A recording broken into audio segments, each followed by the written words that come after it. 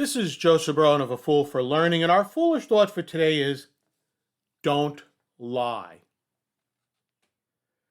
I regularly get pitches, usually via LinkedIn, from people who claim to be digital marketers and promise to increase the number of downloads to my podcast.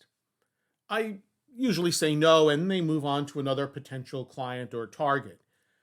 However, in June, I received one from a young lady from Bangladesh who claimed to be a digital marketer and promised that she could help me obtain over 10,000 downloads and many, many new subscribers if I signed up for her service. I politely told her no. 2 days later, I received the same exact message from a young man in Bangladesh. I replied to him that, hey, I just received the same exact message, word from word, from someone a few days ago. He replied with some sort of convoluted response, and I thought that was the end of it. But a week or so later, I received the following message from this same young man from Bangladesh. Sir, and this is word for word now, sir, I have a worldwide big promotional team. They have always alert all social media via Facebook, Twitter, Instagram, Pinterest, etc. When I will boost your link and all real people will subscribes, listens, downloads, and good feedback to your podcast. So I politely said thank you and was hoping that would be it.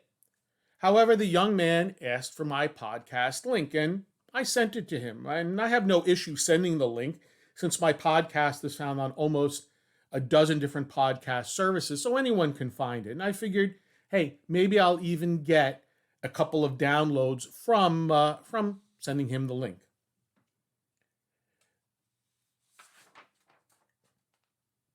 The next day, I received another message from the young man. Your podcast is good. Oh, I thought that was interesting. That was an interesting response.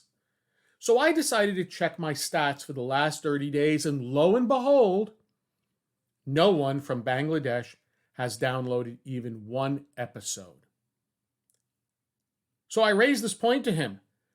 How could he say that it was good when no one from his country has listened to even one episode?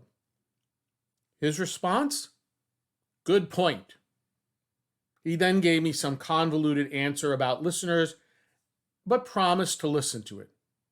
Of course, here we are, and I'm still waiting for someone from Bangladesh to listen. So what's the moral of this story? It's very simple. Don't lie to potential clients. You can and will get caught. And when you lie to me and others, you certainly will not get their business. So hopefully, I've given you something to think about. And by the way, when this podcast is published, I may even share it with him, and I'll let you know if I get any reaction. So if you learn something from this episode, please take a moment to like, comment, or subscribe to this channel.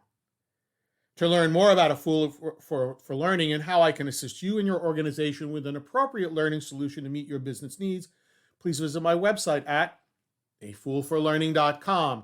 This is Joseph Barone, the CEO of A Fool for Learning, signing out. Remember, learn, perform, succeed.